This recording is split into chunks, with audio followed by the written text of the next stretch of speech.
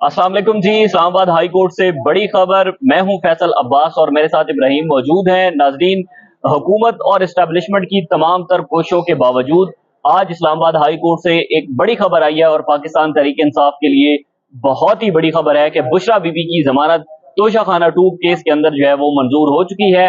10 लाख रुपए जो मुचलके हैं उनके एवज। लेकिन इसमें सबसे दिलचस्प तरीन ये है कि इस वक्त बुशरा बीबी के ऊपर कोई और केस जो है वो मौजूद नहीं है। यानी कि ये जो तोशाखाना 2 केस है, इसके बाद अब अडयाला जेल से रिहाई ही है, उसके अलावा और कोई केस बुशरा बीबी के ऊपर नहीं है। इब्राहिम, सबसे पहले तो ये बताएं कि क्या बड़ी डेवलपमेंट है ये।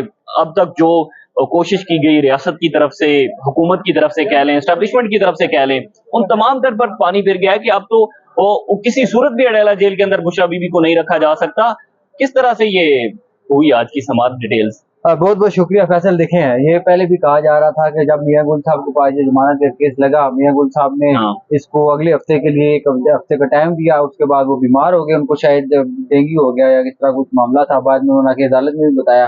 फिर कल इस केस के अंदर जो है वो जमानत के जो दलाइल थे वो सलमान सफदर साहब की जानिब से जो है वो दिए गए। तो सलमान सफदर साहब ने बड़ा कम्प्रिहेंसिवली जो है वो सारी चीजें बताई कि कैसे ये केस चला और इसके अंदर क्या क्या जो है वो चीजें सामने आई। आज जो है वो FIA प्रोसिक्यूटर की तरफ से जो है दलाइल दिए गए। FIA प्रोसिक्यूटर, अब सबसे प्लस पॉइंट पता है इसमें क्या हुआ? इसमें ये हुआ जिस वक्त अदालत की तरफ से पूछा गया तफ्तीशी अफसर को कि आप अडयाला जेल तफ्तीश करने गए, उन्होंने कहा जी नहीं गया। फिर उन्होंने कहा जी ओके थैंक यू।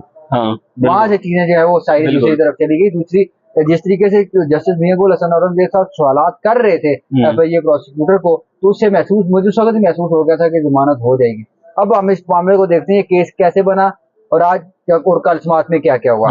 कल ये केस इस तरीके का बना जिसको तोशाखाना 1 जो केस था उसके अंदर जो ताइफ के हवाले से मामला था, जिसको सजा वगैरह भी हुई और सारा मामला, लेकिन ये इस्लामाबाद हाई कोर्ट के अंदर वो केस अभी भी चल रहा है। 190 मिलियन पाउंड इनका दूसरा केस है।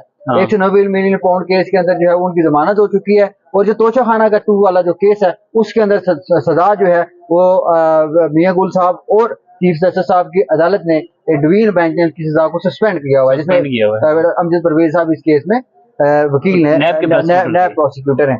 अब उसके बाद ये केस चला, साथ साथ उसमें सजा सस्पेंड हो गई।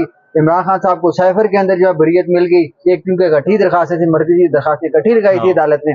उसके साथ साथ जो गैर शहरी निकाह का जो केस था, उसके इद्दत में निकाह का केस वाला मामला था, उसके अंदर जिस वक्त इमरान खान साहब को और बुशरा बीबी को बरी किया गया, उस वक्त ये ताकतवर लोगों की तरफ से ये फैसला किया गया कि बुशरा बीबी को भी हमने बाहर नहीं आने देना। उनके ऊपर जो है वो 9 मई के मुकदमात जो है वो बनाए गए, उनके ऊपर FIR दर्ज की गई। उसके बाद जो है जब तोशाखाना 2 एक नया केस जो है वो और इसका कॉल अप नोटिस भेजा गया और उस कॉल अप नोटिस को इस्लामाबाद हाई कोर्ट के अंदर दोबारा चैलेंज किया गया और तकरीबन 5 मरतबा उसकी जो डेट्स थी उस डेट को जो है वो नो अर्जेंसी के अंदर डालकर हाई कोर्ट ने समात नहीं की और बुशरा बीबी उसमें जो है वो उन्होंने अडयाला जेल में दोबारा उसको कैद कर लिया इद्दत केस में जब वो बरी हुई थी उसके बाद।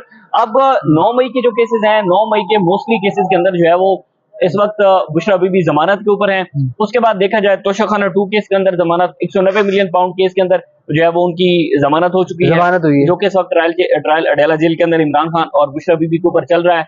उसके बाद इद्दत केस में वो बरी हो चुकी हैं। तो इस वक्त कोई और जवाज नहीं बनता कि उनको अडयाला जेल में रखा जाए। लेकिन अब सारी नजरें अडयाला जेल पर ही होंगी कि रियासत क्या फैसला करती है। देखिए, अब ज़ाहिर है जिस तरह अब इनको बरी किया गया, रिहा होने के वक्त इनके ऊपर जो है जिस तरह आपने कॉल अप नोटिस की बात की, उनको जो दोबारा गिरफ्तार कर लिया गया। और कल सलमान सफदर साहब ने यही बात की कि ये वाला जो केस था ये पहले बन चुका है।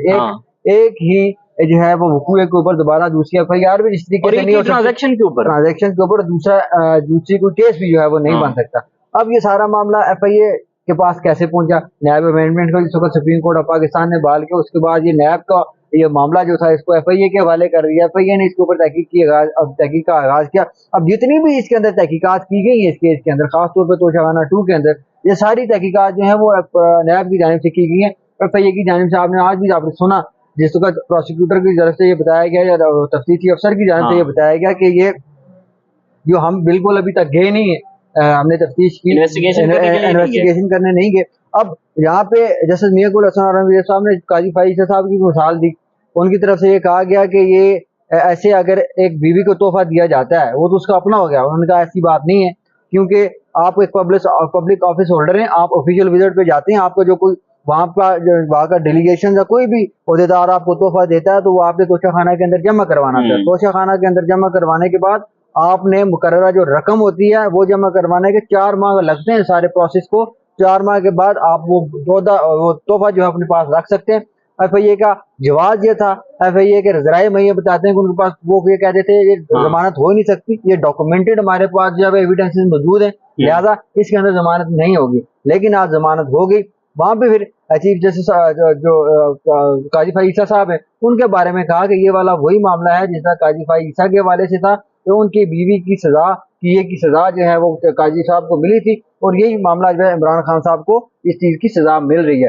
اب یہ سارا جو معاملہ ہے دوسرا, ہاں بالکل, یہ تو اب کنفرم ہو گیا کہ اب جو ہے وہ کسی کوئی اور کیس نہیں ہے, اب تو ان کی اڈالہ جیل سے رہائی ہے. دوسرا اہم ترین معاملہ تھا جو دیگر کیسز سے آج, جس میں اگر بات کی جائے کہ جو جسٹس سردار اعجاز اسحاق خان نے آرڈر کیا تھا اور اس آرڈر کے بعد جو ہے وہ ان کی وکلاء کی ملاقات نہیں کروائی گئی. فیصل فرید آج ایک مرتبہ پھر عدالت کے اندر پیش ہوئے اور اس میں جو سلمان اکرم راجہ ہیں وہ بھی جسٹس سردار اعجاز اسحاق خان صاحب کی عدالت میں پیش ہوئے اور عدالت کے سامنے موقف اپنایا کہ اب عدالت آرڈر کرتی ہے اور عدالت کے آرڈر کو جو ہے وہ نہیں مانا گیا, اور پھر اس کے بعد اڈیالہ جیل کے اندر کسی قسم کی کوئی ملاقات وکلاء کی نہیں کروائی گئی. اس حوالے سے جسٹس سردار اعجاز اسحاق خان صاحب نے جو ہے وہ کل سپرنٹینڈنٹ اڈیالہ جیل کو ذاتی حیثیت میں طلب کر لیا ہے کہ آپ عدالت کے اندر آ کر بتائیں کہ ملاقات کیوں نہیں کروائی گئی. اس کے بعد دوسرا اہم ترین معاملہ عمران خان کے ذاتی معالج کے حوالے سے تھا کہ وہ جو اڈیالہ جیل کے اندر ان کا علاج کرنا چاہتے ہیں, اس حوالے سے ابراہیم کیا اپڈیٹس تھیں جو ذاتی معالج والی درخواست کی سماعت ہوئی ہے؟ دیکھیں وہ درخواست جو تھا کل خالد یوسف چودھری صاحب جو ایڈوکیٹ ہیں عمران خان صاحب کے, وہ عدالت کے سامنے پیش ہوئے. ان کی طرف سے کہا گیا کہ جو ذاتی معالج ہیں ان کو اندر جانے کی اجازت یہ دی جائے. تو اس کے اوپر جو ہے وہ انہوں نے ایڈوکیٹ جنرل آفس کو یہ کہا تھا کہ آپ ہمیں آ کے بتائیں کہ اس کے اندر کیا ڈیولپمنٹ ہوتی ہے, آپ کیوں ان کے ڈاکٹر کو اندر آنے کی اجازت نہیں دے رہے. جس کے اوپر ان کی طرف سے کہا گیا, آج عدالت میں بتایا گیا کہ ہر روز جو ہے ڈاکٹر وہاں پہ موجود ہیں, ڈاکٹر وہاں پہ چیک اپ کرتے ہیں. درخواست کے اندر یہ سزا کی گئی تھی کہ 15 روز بعد جو ہے چیک اپ کرنے کی اجازت دی جائے. وہاں پہ خالد یوسف چودھری صاحب نے کہا کہ جنگوں کے اندر بھی جو ہے وہ قیدیوں سے ملنے کے, ان کے ڈاکٹر کو اندر جانے کی اجازت ہوتی ہے. اس کے اوپر میاں گل حسن اورنگزیب صاحب نے کہا کہ اس کے اوپر میں آرڈر کروں گا. اب مجھے جس طرح کے حالات جلد دکھائی دے رہے ہیں, مجھے یہ لگ رہا ہے کہ ڈاکٹر کو شوکت خانم کی جو میڈیکل ٹیم ہے, عمران خان صاحب کے جو ذاتی معالج ہیں, ان کو داخلے کی اجازت ملے گی. اور ویسے آپ کس طرح سے دیکھتے ہیں کہ ہائی کورٹ کے اندر جو بھی درخواست آتی ہے اس میں ریاست ہو, حکومت ہو, ان کو شکست کا سامنا ہوتا ہے؟ دیکھیں جس وقت آپ کوئی الیگل کام کرتے ہیں, کوئی ایسا ذاتی فائدہ حاصل کرنے کے لیے کوشش کرتے ہیں, کوئی کام کرتے ہیں, پھر آٹومیٹکلی جس وقت کوئی ایسا جج آپ کو سامنے آ جائے, آپ کو ٹکر جائے, جو آئین اور قانون کے مطابق فیصلہ کرے, تو وہ آپ کو ایسے ہی لگتا ہے کہ جس طرح یہ ہمارے مخالف ہے. اب قاضی صاحب نے جس طرح کے فیصلے کیے, قاضی صاحب نے جس طرح کی آبزرویشن دی, ان کا ایک تو یہ ہوتا نا کہ ججمنٹ کے اندر غلطیاں ہو سکتی ہیں, ججمنٹ کے اندر کوئی مسئلہ نہیں ہے, ججمنٹ کے اندر کوئی غلطی ہو سکتی ہے, آپ درخواست دے کے اس کو ججمنٹ کا آرڈر چینج کی درخواست دے سکتے ہیں. جس طرح آپ کے اس کو کیا کہتے ہیں, اس کو مولانا صاحب مولوی والا کیس کون سا تھا, مبارک ثانی والے کیس کے, جس طرح advocate attorney general of Pakistan نے درخواست دے کے کریکشن آف آرڈر کی درخواست جو دائر کی تھی. لیکن آپ بار بار اگر ایک آبزرویشن دیں گے عدالت کے اندر, ریمارکس دیں گے, جس سے یہ تاثر ملے گا کہ آپ کسی پولیٹیکل پارٹی کے خلاف اس طرح بات کر رہے ہیں, آپ کسی سیاسی بندے کے خلاف یا کسی ایک شخص کے خلاف آپ کے پاس آپ کا کوئی پرسنل گرج ہے اس کے ساتھ, تو پھر یہ آپ کو آٹومیٹکلی ڈیمیج کرے گا, عدلیہ کو ڈیمیج کرے گا, آپ کی اپنی پرسنل ساکھ کو جو ہے وہ ڈیمیج کرے گا. اس طریقے سے میں یہ سمجھتا ہوں کہ جو اسلام آباد ہائی کورٹ کے ججز ہیں, اب میں نے پہلے بھی آپ کی بلاگ میں یہ بات کی تھی, ابھی بھی کر رہا ہوں کہ مجبوری ہے ان کی, اگر یہ خدا نہ خواستہ اگر یہ نہ بھی کرنا چاہیں انصاف, اب یہ کریں گے. اس کی وجہ یہ ہے کہ جو انہوں نے سٹینڈ لیا ہے, اب یہ تقاضا ہے ان کا, وقت کا تقاضا ہے کہ یہ آئین اور قانون کے مطابق چلیں, کیونکہ اب اگر انہوں نے اپنی جو ہے وہ آئین اور قانون کے مطابق چلنے کا ثابت بھی کرنا ہے, انصاف فراہم کرنا, ایک تو انصاف فراہمی ہوتی ہے, اور ایک کہا جاتا ہے کہ انصاف اگر کرنا ہے تو انصاف ہوتا نظر بھی آنا چاہیے. اس وجہ سے اسلام آباد ہائی کورٹ کے جو ججز ہیں ان کی ذمہ داری ہے, اور ان کو وہ میں سمجھتا ہوں کہ ان کی اب مجبوری بن گئی. ٹھیک ہے جی, بہت بہت شکریہ ابراہیم, ہمارے ساتھ موجود تھے. اب اس میں صورتحال بڑی دلچسپ ہے کہ اڈیالہ جیل کے اوپر ساری نظریں ہیں, بشرا بی بی کو اڈیالہ جیل سے رہا کیا جاتا ہے یا پھر نہیں, کیونکہ اس وقت سوائے کوئی اور کیس نہیں بچا کہ ان کو اڈیالہ جیل سے رہا نہ کیا جائے, کوئی جواز نہیں بنتا قانونی طور پر, آئینی طور پر.